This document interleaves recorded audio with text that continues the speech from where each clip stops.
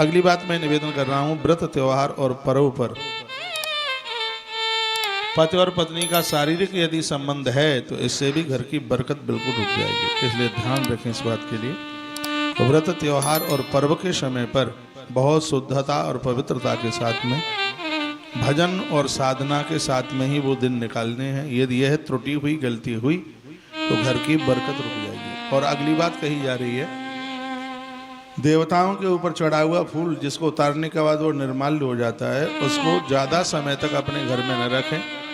ऐसे निर्माल्य को नदी में प्रवाहित कर दें। आसपास नदी नहीं है, सरोवर है, उसमें प्रवाहित कर दें।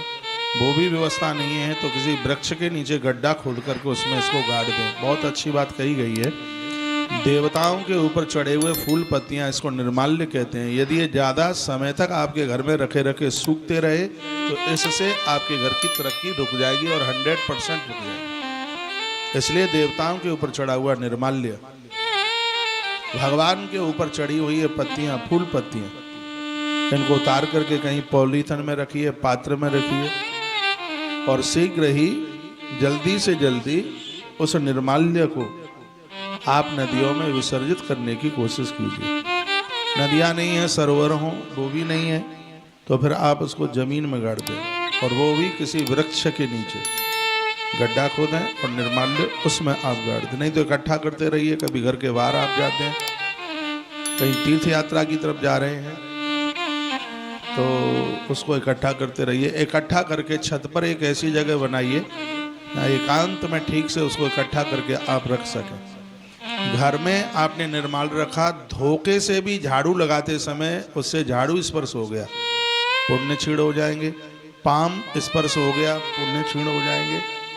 झूठे हाथ लगा दिए, पुण्य क्षीण हो जाएंगे। इसलिए कहा जाता है कि निर्माल्य को बहुत जल्दी से जल्दी विसर्जित करने की जरूरत होती है, नहीं तो फिर आपकी तरक्की में एक बहुत बड़ा ये व्यवधान हो जाएगा, एक बाधा हो जाएगी। ये रोज की यह बातें हैं और ये सब आपको पता है, बस मैं तो आपको थोड़ा ध्यान दिला रहा। तो बरकत क्यों नहीं होती है उसके कारण मैं आपके बीच में रख रहा हूँ। अगली बात है, कोई भी कार्य आप करते हैं उसको खुश होकर के कीजिए, उसको प्रसन्न होकर के कीजिए, आपकी बरकत होगी और आपको सफलता मिल जाएगी। अगली बात कही जा रही है कि माताएं रसोई में कभी भी रोकर आंसू बहा करके प्रवेश न करें, प्रसन्न होकर के रसोई में प्रवेश करें। सबसे पहले जो चूल्हे पर आप पकाते हैं उसमें अग्निदेव भगवान का वंदन करें, प्रणाम करें और कहें, अग्निदेव हम आपको प्रणाम करते हैं, हमारे परिवार के भरण पोषण के लिए आधार आप हैं।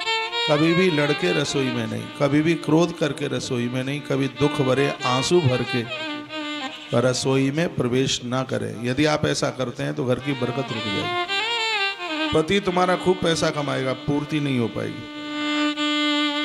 पहले के लोग 5,000 रुपया महीने की कमाई नहीं होती थी, परिवार धड़ल्ले से चलता था। आज पत्नी कमा रही है, पति कमा रहा है, बच्चे कमा रहे हैं, फिर भी पूर्ति होती नहीं है। तो इसका मतलब यह है कि बर्तन भर रहे हो उसमें कहीं छेद है, वो सब निकल रहा है।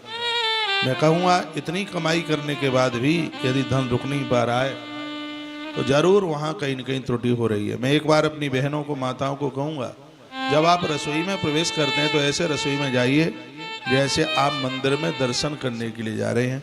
वो भी अन्नपूर्णा माता का स्थान है, अन्नपूर्णा मैया का घर है। अति प्रसन्न होकर के जाइए।